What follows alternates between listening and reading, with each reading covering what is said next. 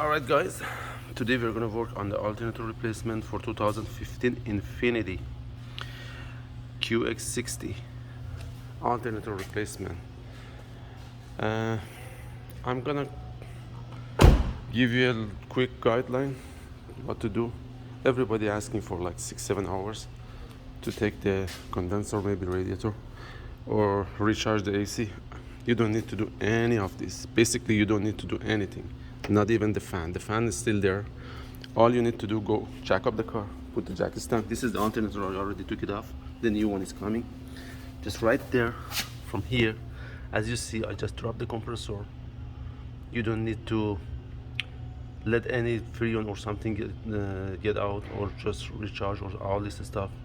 There is no need for the recharge AC because nothing is gonna come out, and the alternator is gonna come out for that way.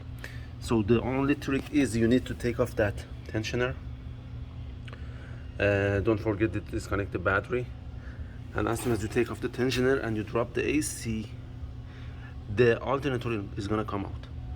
I put another alternator replacement. I put another video on the alternator replacement for the Nissan Frontier.